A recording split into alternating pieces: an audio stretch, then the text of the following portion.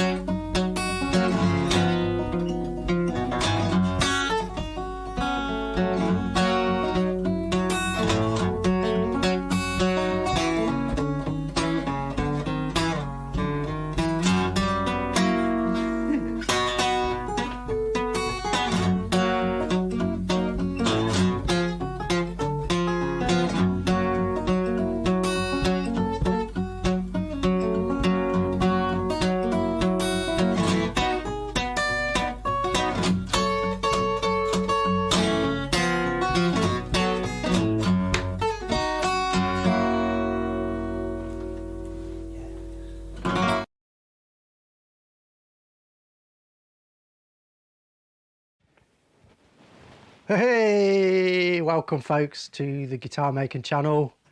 Today we're going to be putting the inlays in this neck and a couple of other things. Before we start, just want to tell you, if I look haggard, it's because we've had a bit of a roller coaster of a week. Ups and downs, but we're not going to bore you with all that. But I will tell you that there is, you guys are amazing, and you guys have come up trumps. We'll talk a little bit more about that at the end. We've got something to tell you, but if I tell you now, I probably won't get there. So we're going to crack on with putting the inlays in the neck. But first, I want to just say thanks to Steve Adams from Go Media and Paul from he's got the YouTube channel called Extra Shot. You might notice that the picture looks a little bit better today because Paul and Steve have been giving me, well, they spent about 2 hours with me yesterday helping me set everything up to make it all look a bit more professional for you guys. So check it out. We've got camera angles galore, nice even lighting, and yeah, so they gave me a lesson on lighting. So we haven't had to spend a fortune on cameras or anything. We've got a couple of new lights and it's made everything look beautiful. So we've still got a lot to do. We're basically converting the workshop into more of a studio so we can more easily make videos and stuff for you guys. So we've still got a way to go. That's stage one completed. As I said, we're going to have a bit of a shutdown at some point, maybe in a couple of weeks, whilst we finish renewing the studio and stroke workshop. And so keep an eye out for that. So yeah, can I just butt to in? say hello to everybody as well first. Go on, Carol. We've got some newbies, haven't we? Well, it was just that people are saying they thought it looked clearer. Mr. PB said that. Mr. D says it does look better. Well done. Thank you. Steve Adams says it looks nice on the stream, but then he wouldn't he? But it does look nice. Matt Toman says your bench is clean. Thanks to Steve and his pal for cheers that. to Steve for that. Matt Beale says it looks great. Chris Ottewell looks great. Cheese Whisk says, I was about to say the shot looks amazing and crisp today. Matt Bill says, but now your bench looks really small. It's so clear in here. It's Well, that's so all right. clean. We can make it look bigger. Look, Yeah, it is as big much as you want. better. How big do you want it? And weirdly, it's actually less. Here's the strange thing: it's less bright in here. Yeah. Strangely enough, it's less bright overall. It's just that it's more even. So, Beautiful. So thank you to, if any of you are interested in video, I know we did get some questions on that. Who was that? Mark Screeton was asking. So Extra Shot is the YouTube channel. If you want to head over there, and he does all sorts of reviews and how to do things and how to set things up. Brilliant. So thanks, Paul, for that. Proper pro guys helping us out, so we appreciate that. Boolean Universe says even you look cleaner. Yeah, even the back wall looks cleaner. Oh, and Super Looks like Clunk. I've painted the back wall, but I haven't yet. Super Clunk says Penny is shimmering. Yes, look Well, at that's that. good. So you're in HD, so that's really And good. there's Roland's 400-year-old walnut also looking scrumptious. All scrumptious. We'll come to that. So I just wanted to say a couple of things. One is that to welcome Harry H, not Harry H, Hi, Harry. just Harry H. He says he's wondering if we have got any acoustic bass building courses on our website. What can you tell him about that? Well, the acoustic course that's on the website, if you follow through the design part of the process, then you can make your own design for an acoustic bass, and then the principles of making it are exactly the same, so there's no differences really. There are some design differences though, so my best advice would be, if you want the best outcome, would be to sign up on guitarmaking.co.uk as a premium member, and then work your way through the design your own acoustic course. You can ask questions as you go, and you've got a direct line to me basically if you're a premium member. You can ask any question you want, and then hopefully we'll work out a working drawing. And like I say, after that, it's all downhill after that, isn't it? The methods and the construction methods are the same. It's just the layout would be different. So yeah, hopefully we can help you out there. Okay, and the other thing I want to say, well, there are two more things I want to say, and then I'll shut up and let you get on. People might have noticed that I've moved position because you have to look sideways Well, now. yeah, Carol's to see over me. there now. So I can't. I'm going to have to jangle my arm or something to get your attention. I don't know. Anyway, Put your hand up, I can still see you. the other thing is Dave Gibbon apparently has been trying to get hold of us by phone. Well, that's not unusual for us to be hard to get hold of. I don't do phones, Dave. He doesn't do phones, and what I should have said is that we should have put a thing on. We had no power on Monday this week, and so we're sort of catching up. So I will follow that up. But we do have an answer phone, and I do check it. I'm not in the office every day. Yeah, make sure you leave a message leave a because message. we don't always answer the No. phone. Okay, and then the last thing is that Matt Beals said your bench looks great, but it's missing Lockdown Lucy. Oh, I know. Well, tear. that's one of the things about being a guitar maker is, well, I've made how many hundreds of guitars now. Imagine if I kept them all. Imagine how angry Carol would be. So, yeah, it's bittersweet when the guitars go out the door, but it makes me happy because then I get a chance to make another one. That's my philosophy. Well, and I mean, obviously, if you haven't watched Saturday's show was fantastic, but I just thought it's worth saying now that David Johnson, who won Lockdown Lucy, Deej, he was absolutely, I can't tell you. He was chuffed to bits. Chuffed he was because he'd had some. He's now been declared well, so Saturday was like one of the best days for him. He is honestly, to me, it was We was well happy. perfect. Went to a good home. Oh, and what I should say is that I did say to him that if he wanted to donate it or he wanted to give it to charity, and he's decided he really does want to keep it because he loves his Bailey that he's got, and so he wants to keep it because it's part of history, he said. Can't blame him. But what he's going to do, he's going to make a donation to the MS Society, the Multiple Sclerosis Society. Fantastic. So something's going to charity Well anyway. done, So Deej. that's brilliant. Thank you for that. So at least he's gone to a good place. Yep. Okay, brilliant. Right, I'm going to do some work then. So what I'm going to do now is show you how we put the inlays into the neck of a guitar. I'm going to be using these mother of pearl inlays. I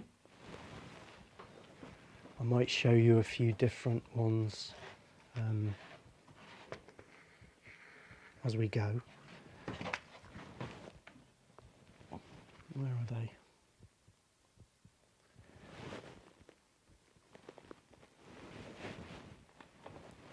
So this is a guitar that I'm making for a customer. This is Ricky's Big D. It's going for standard inlays, so 6mm dots on the front. I'm going to do the dots on the side first, and we're going to use 2mm dots on the side. So here are the inlays that we're going to be putting in. Mother of pearl.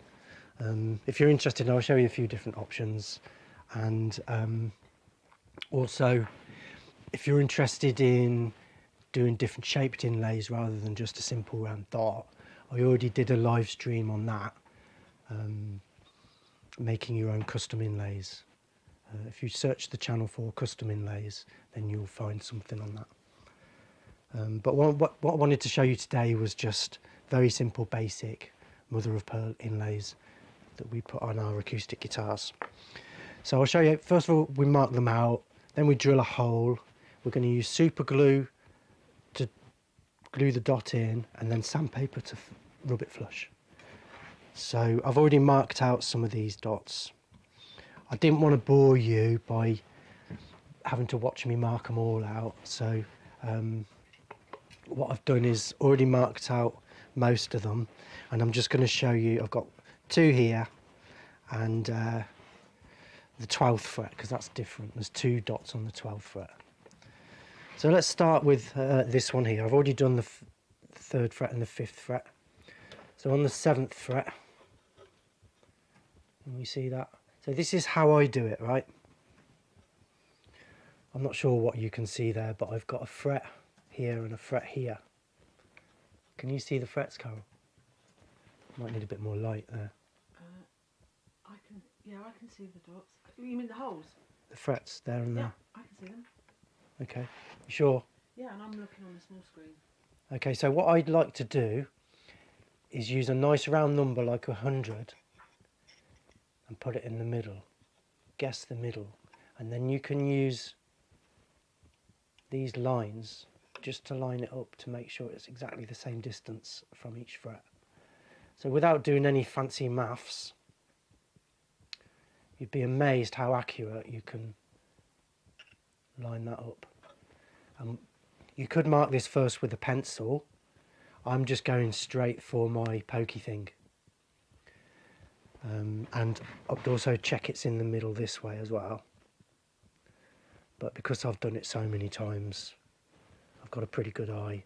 So the up and down centre, I generally tend to do it by eye. But you can always check it with a ruler. So I'll just repeat that just so you get the idea. Here's the 2 frets. I've marked it, it's the 9th fret there. So I'm looking at the edges here and here.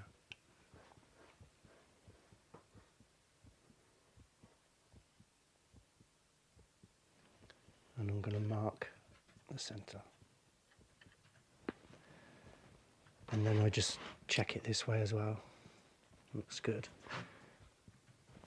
So the 12th fret's a bit different because there's 2 dots.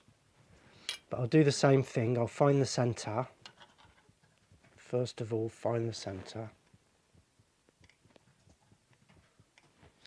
And then what I do is I just mark it an equal distance away from the centre each side. I like to use 4mm. 4mm, 4mm. So there's 2 dots on the 12th fret.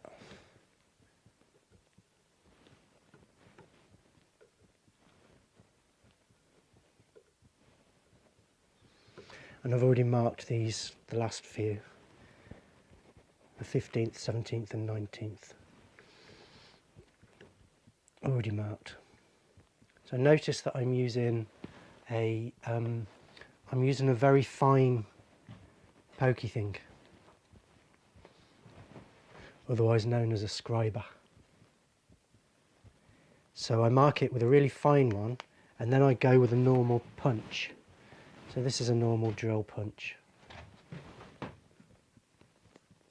And I'm just going to go over all these again that I've already marked, and just mark them a bit deeper with a proper punch. Notice I'm supporting it underneath here, because if you press down too hard here, it can pop out of the vise and whack you in the side of the head. Which, although it is a lot of fun, it's not what we were looking for. So, oops. So we don't want it clamped too tightly in the vise, obviously, so we don't want to do any damage. And notice I've got some soft lining for my vise, so it's not going to be crushed. So I'm just marking the holes a little bit deeper.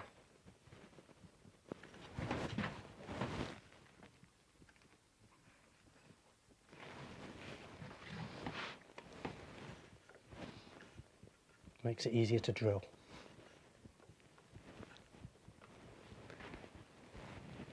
You'd be surprised how difficult it is to drill 10 holes in a straight line. It's a lot harder than you might think. In fact, even if you look at a lot of factory guitars, you'll notice that they might not be as straight as you imagine they are. But that looks pretty good. And one caveat here is that I normally would put the side dots in after I've put the frets in, just because it makes it a little bit easier to make. The reason being, when you're putting the side dots in, you might spill some glue into the fret slots, and then you've got to clean that out before you can put your frets in. Whereas if you put your frets in first, then you haven't got that problem. So I would normally put my frets in first and then do my side dots, but it doesn't really matter. You can do it either way round. I'm just going to be as neat as I can and make sure that I don't get any stray glue into my fret slots, and I should be fine. Even so, we could run a fret slot saw through and clean out those fret slots anyway, so it doesn't really matter. But normally I prefer to do it the other way round. But I'm doing this just for clarity for you guys. Kind of makes more sense to put all the inlays in at the same time. So here's the side dots. I'm going to put them in right now, using just little old-fashioned style drill. A little tip on these drills: if you're buying one of these, I would recommend that you look for one with 2 of these cogs, one there and one at the bottom, one at the top. Don't buy a really cheap one with just 1 cog, because they tend to bind a lot more and they're not as easy to use.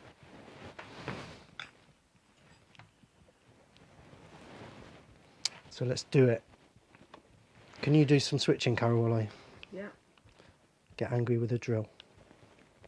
So the easiest thing to do is to, especially if you've got a bit of a hangover, is to hold the drill on the end. It makes it much easier to line it up, rather than trying to aim for the hole when you've got shaky hands like that. So hold the drill, pop it into the hole, and you can just turn it gently. Notice I've got a little masking tape flag, so I know when to stop drilling.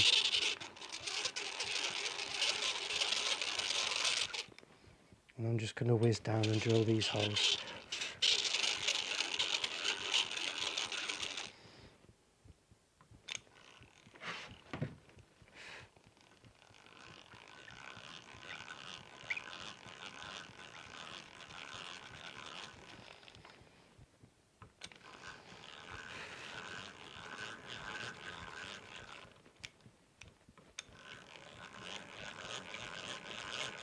No pressure.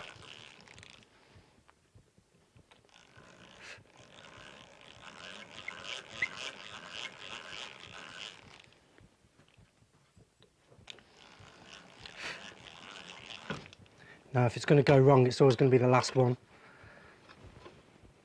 usually. So I'll do the last one next. Ha ha ha, that'll catch it out.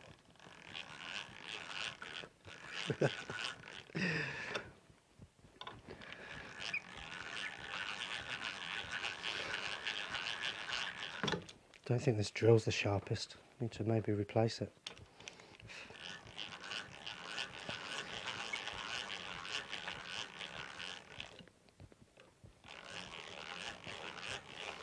We got there in the end.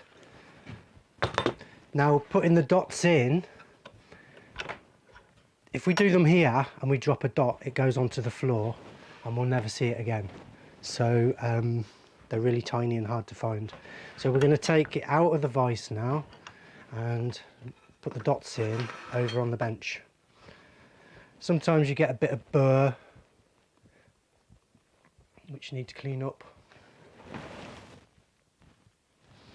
Let's see if we can find a bit. Not really, but maybe that one there.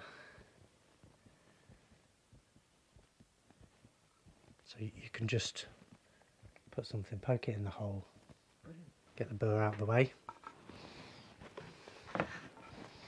And then what we're going to use to glue it in is super glue. Just put that there to hold it. So don't worry about the brand, any brand will do. This is what I'm using. Zappa Gap. It's a bit blurry. Okay.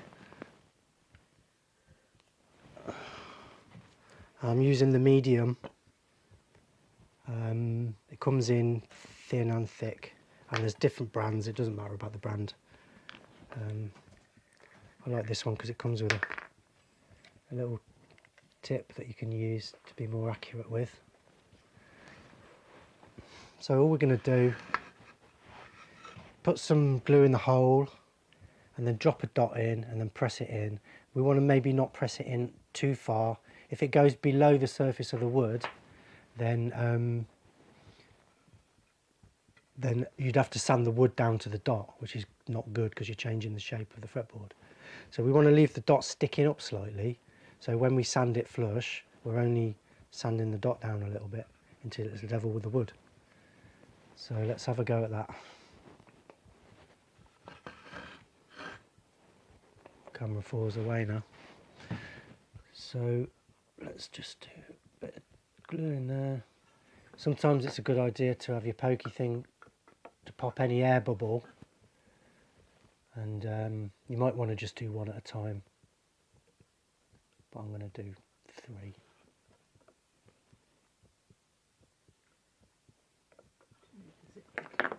Sorry. I'll get you a better angle next time.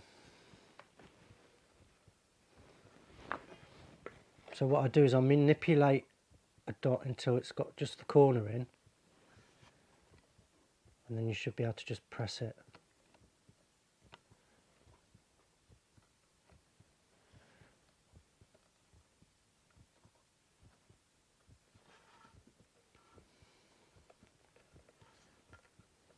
Just make sure it doesn't go in sideways.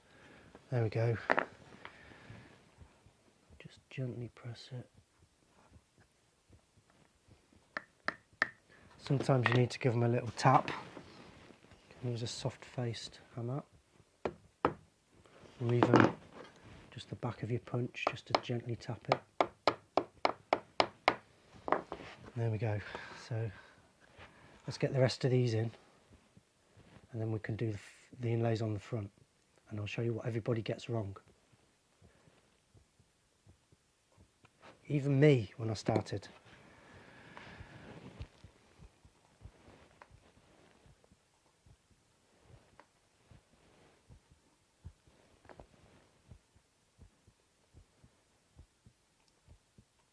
I don't know if I've ever mentioned, but when I used to work in the factory, this was one of my jobs.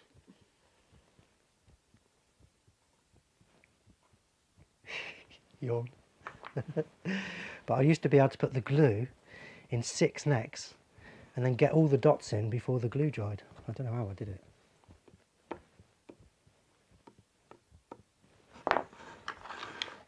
3 more. It's worth mentioning this as well at this point. Debonder. So this is if you glue yourself to your neck. This is how you get it off. It's not focusing very well, is it? Is that clear? If you're working with super glue at all, you should really have this in stock. The debonder will help you if you get yourself stuck to your guitar, or anything stuck to anything that shouldn't be stuck to.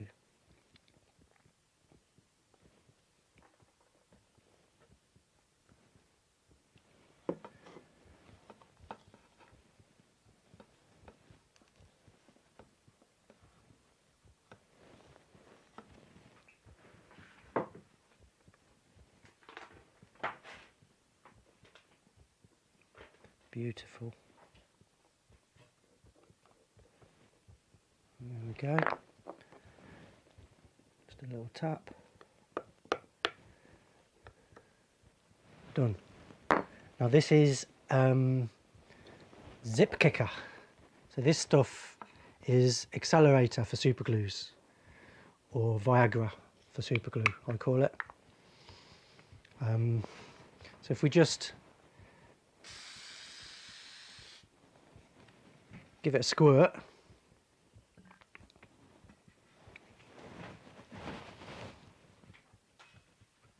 and that glue's now dry, instantly dry.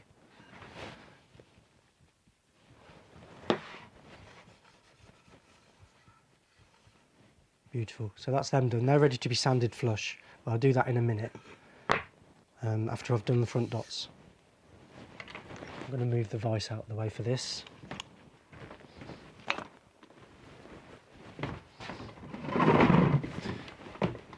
Might as well move this camera as well. That's better.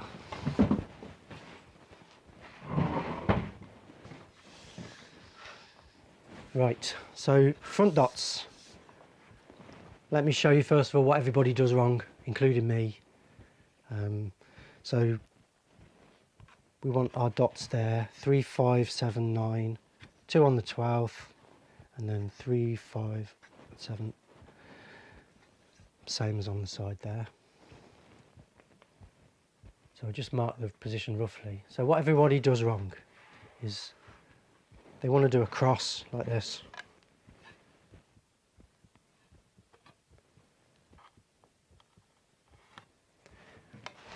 And everyone thinks that that's going to be in the middle.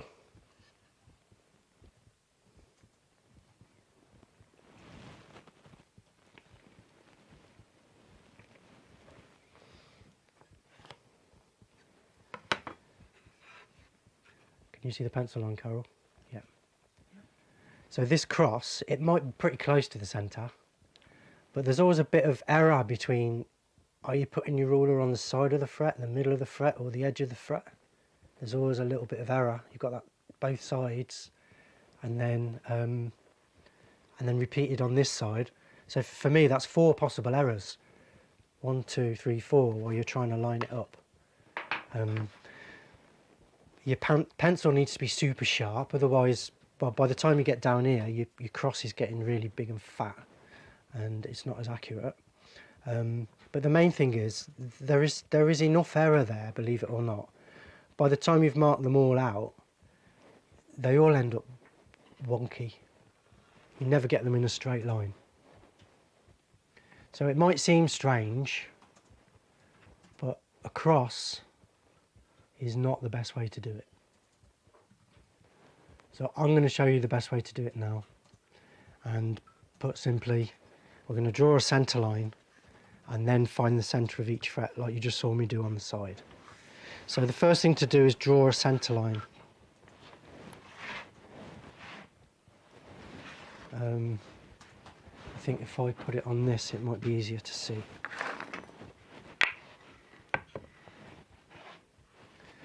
So what I'm going to do is mark the centre at each end.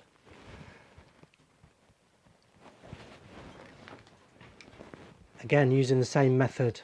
I like to use a nice big round number, like say 100. And then I can look at the edges. And without doing any maths, it's pretty simple to mark the centre, and you can do it super accurately this way. Super accurate marking the centre. So I'll turn it around and do the same on the other side.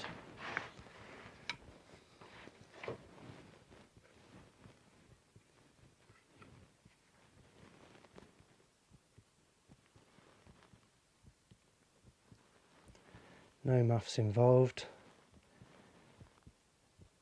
Just looking, so that's like 1, 2, and then 1, 2 and a half. 1, 2, and then 1, 2 and a half.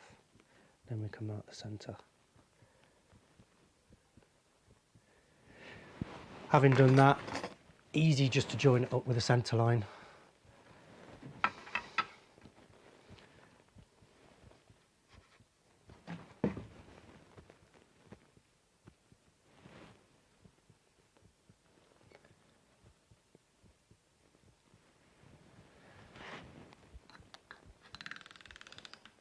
And then draw it on. So that way at least we know they're all going to be in a straight line now.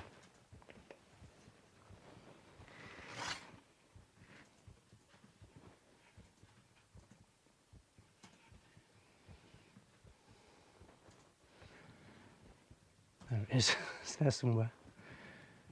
There.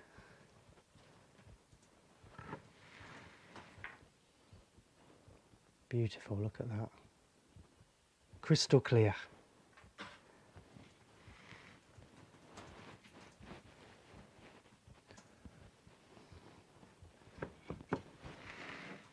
So now along that line I'm just going to mark the centre, and I can go with a pencil first, but again I like to just go straight with the pokey thing. I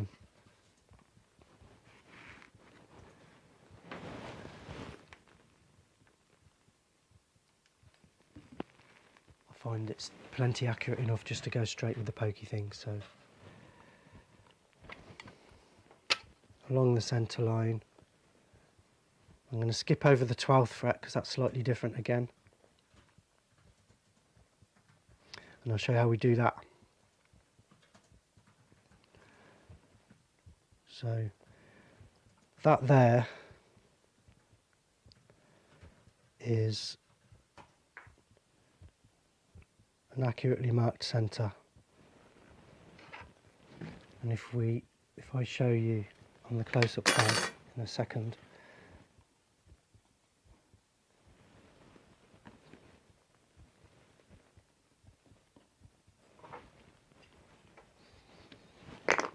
and I always mark with a bigger punch afterwards. So just note that it's not bang on the X. Look, let's see if we can get a shot of that.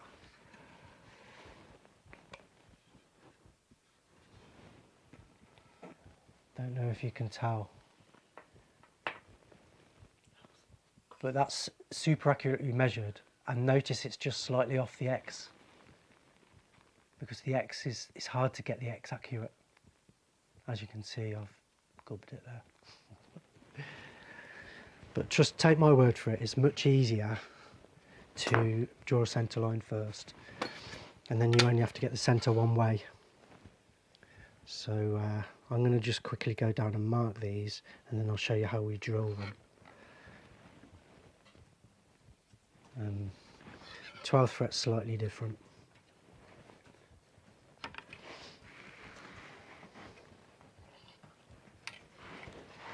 Try and get it so you can see what I'm doing.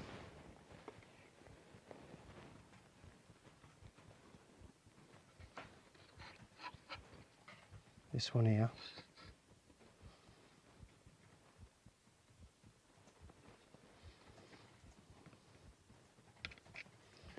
Get it exactly the same distance. Mark it on the line. Done. Next one.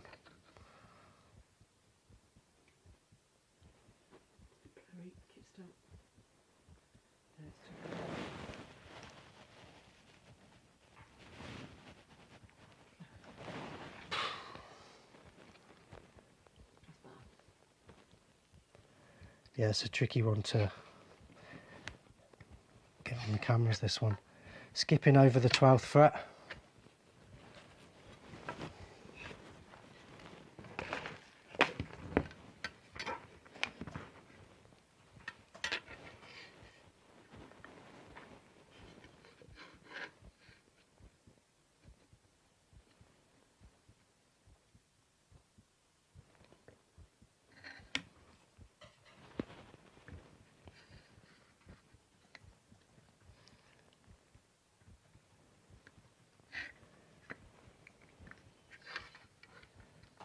Last one.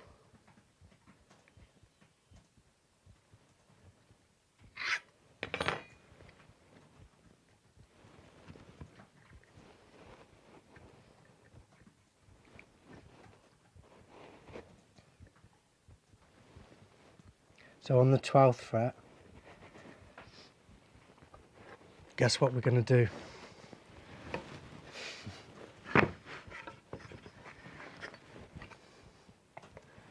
On the 12th fret, I'm just going to draw 2 crosses.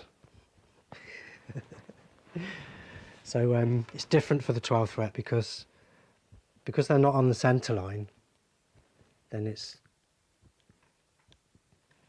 doesn't matter if they're not exactly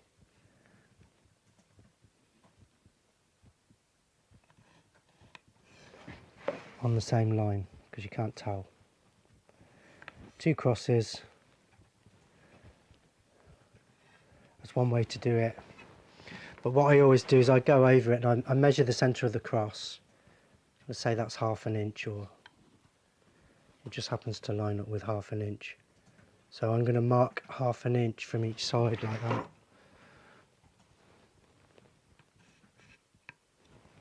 And then as I'm marking the centre, I'll check it again with the ruler, making sure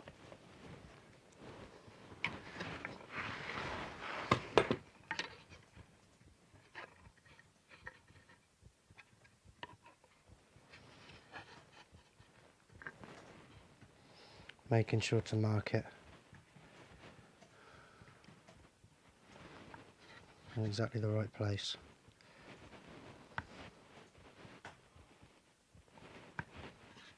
Or you can mark it and then check it and then nudge it into position.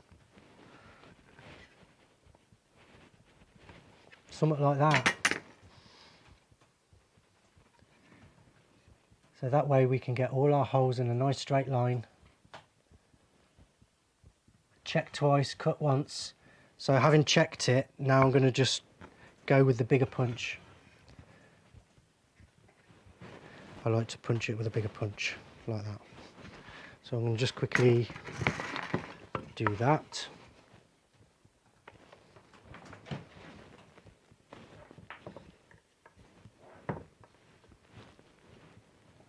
Can always nudge them about a bit if they don't look like they're quite in the right place.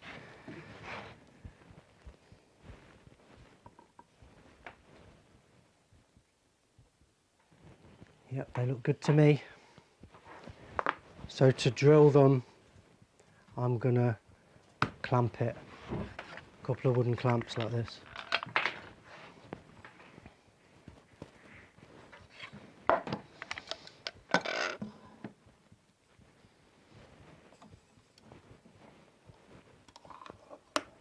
Or even one will be all right. What I thought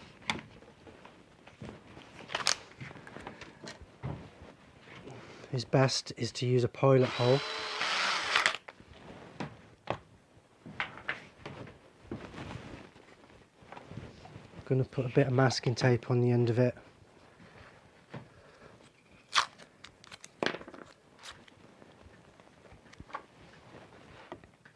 So that we don't drill too deep.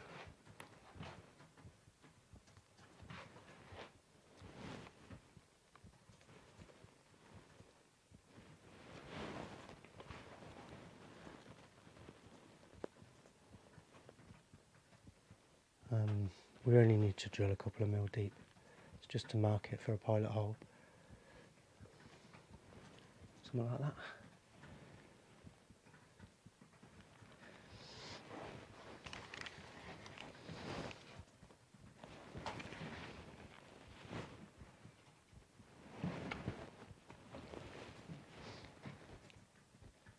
struggling to get focus on this camera for some reason. So pilot hole.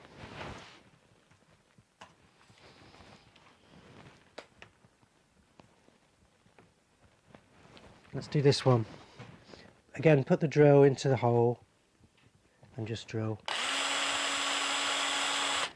Couldn't be easier.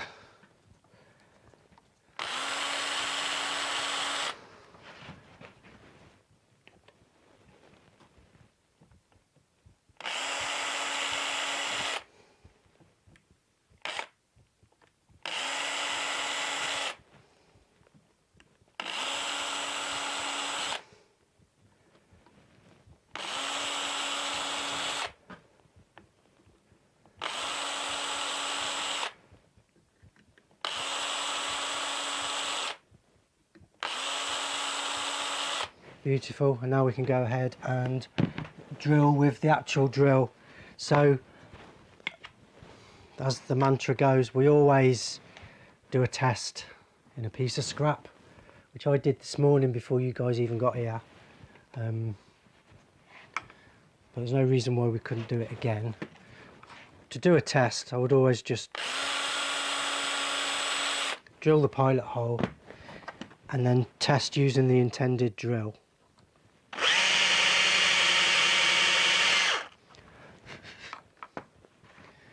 And you can't do this in the neck, folks.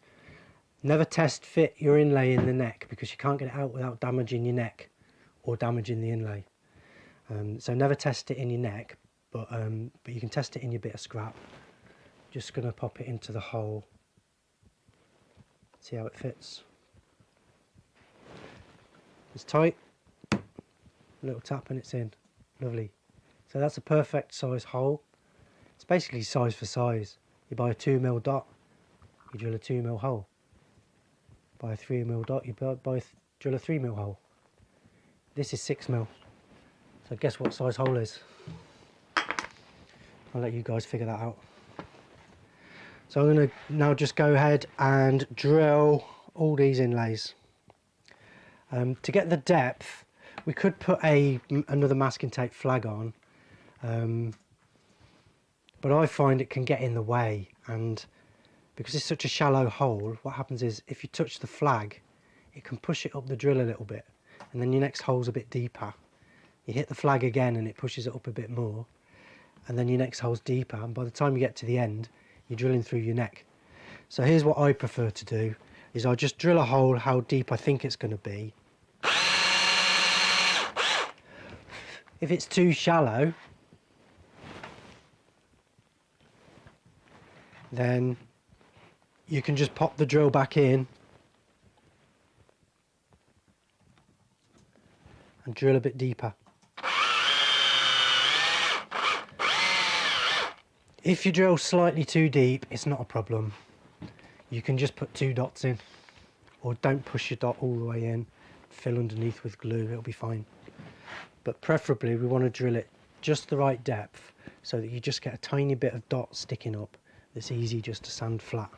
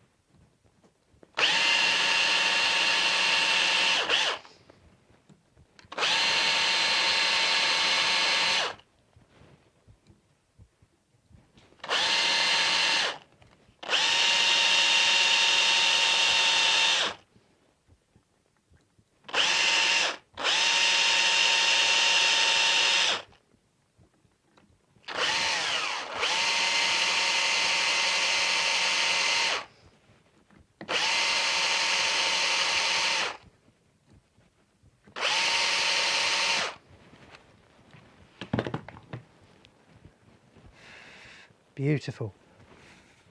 We've got holes, now we're going to fill them with glue and put the dots in. Just like before. Try not to put too much glue on, you don't want glue everywhere, but press it in with a bit of scrap wood, or if necessary you can give it a little tap with the hammer.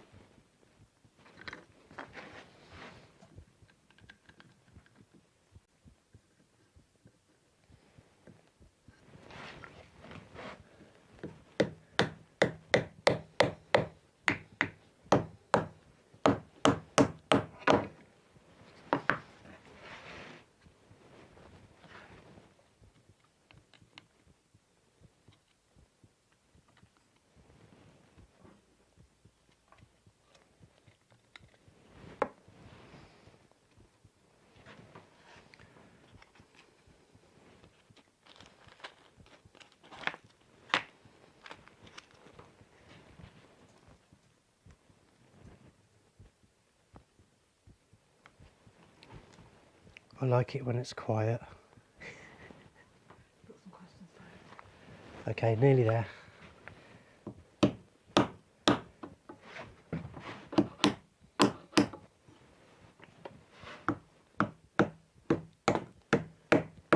There we are. A quick squirt with the accelerator. You don't have to do this, but it does speed things up a little bit. Again, it just makes the glue dry quicker so that we can carry on working on it. We don't have to wait around. Because we're an impatient lot, aren't we, nowadays?